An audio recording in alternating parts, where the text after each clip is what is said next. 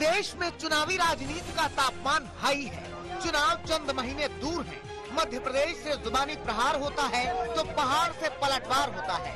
नर्मदा के तट पर सनातन के रंग बिखरते हैं तो एक नेता 7 समंदर पार शिकागो से भी सांप्रदायिकता पर फिक्रमंद होते हैं।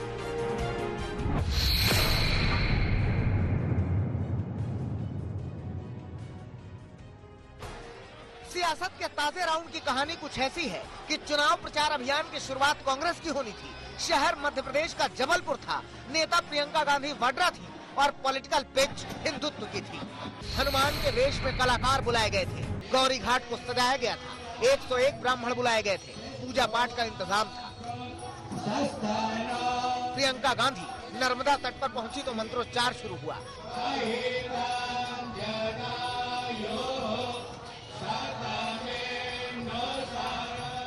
पूरे भक्तिमय माहौल में प्रियंका गांधी ने नर्मदा मैया की पूजा आराधना की, लेकिन इस श्रद्धा भक्ति में कांग्रेसियों का उत्साह इतना भारी था कि नर्मदा मैया की जगह नेता के नारे ही लग रहे थे।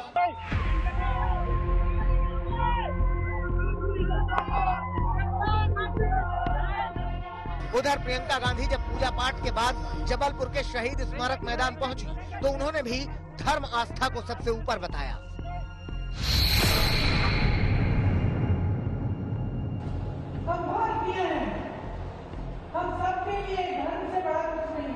पूजा करने जा रही हो, चुनाव आते ही आपको माँ नर्मदा की याद आती है, माँ गंगा मैया की याद आती है। यूपी में गंगा जी में डुबकी लगाई, गंगा जी ने नाराज होकर कुल 2 सीटें दी आपको। नर्मदा मैया भी इसीलिए नाराज होंगी। आपकी कथनी और करनी में अंतर है। आप चुनावी हिंदू हैं।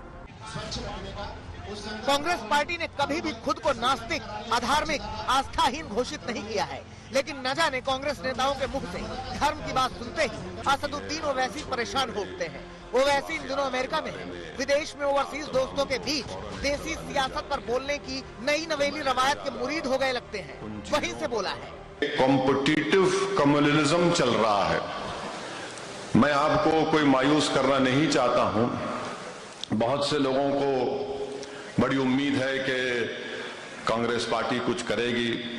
हम भी उम्मीद करते, करो आप, हम नहीं रोकना चाह रहे आपको, मगर आप ये बताओ कि अगर आपका मुकाबला ये होगा कि मोदी से बड़ा हिंदुत्व आइडियोलॉजी का लीडर मैं हूं, तो फिर लोग जाहिर है ओरिजिनल को पसंद करते, क्लोन को पसंद नहीं करते। बल्कि उनको क्लोन भी नहीं कहना चाहिए, उनको क्लाउन कहना चाहिए।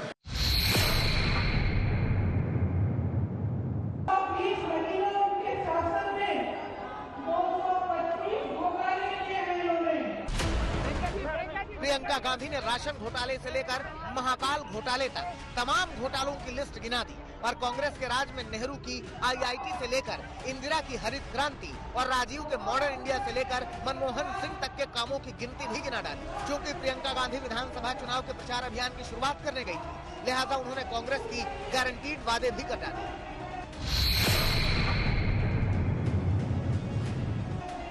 प्रियंका गांधी ने कर्नाटक के वादे से लेकर राजस्थान और छत्तीसगढ़ तक कांग्रेस शासन में हो रहे कामकाज का जिक्र किया और फिर मध्य प्रदेश की सत्ता में वापसी के लिए कुछ वादे भी किए। हर महीने महिलाओं को 1500 रुपए दिए जाएंगे। गैस का सिलेंडर 500 रुपए का मिलेगा। 100 यूनिट बिजली माफ होगी। 200 यूनिट बिजली का बिल हाफ होगा। पुरानी पेंशन स्कीम वापस लागू की जाएगी और बचे हुए किसानों का कर्ज भी माफ किया जाएगा। अभी कर्नाटक में सरकार बनी है, 5 गारंटी दिए थे, 5 के 5 गारंटी अपने पास नहीं है। राजस्थान में पुरानी पेंशन लागू है। तमाम ऐसी स्कीमें हैं जिनका वादा उन्होंने किया था, लागू हो रही है। यहाँ बगल में छत्तीसगढ़ है। छत्तीसगढ़ में सबसे ज्यादा किसानों को धान का दाम मिल रहा है पूरे देश भर में। छत्तीसगढ़ में भी पुरानी पेंशन लागू है। आप हिमाचल को देखिए, जो वादे किए वो पूरे करने जा रहे हैं। राहुल गांधी जी मुंह दिखाने लायक नहीं रहे तो बहन प्रियंका जी को वहां पर भेज दिया। मेरा प्रियंका गांधी जी और कांग्रेस पार्टी से प्रश्न है कि किसानों के कर्जे क्यों माफ नहीं हुए और आज कौन से झूठे वायदे करने आए। यही हिमाचल प्रदेश में आज से 6 महीने पहले कांग्रेस ने कहा था आपसे 2 रुपए किलो गोबर खरीदेंगे, 100 रुपए किलो दूध खरीदेंगे, 300 यूनिट बिजली मुफ्त में देंगे, 1500 रुपए बहनों के खाते में आ जाएगा। मेरी बहनों के 1500 रुपए खाते में आ गया।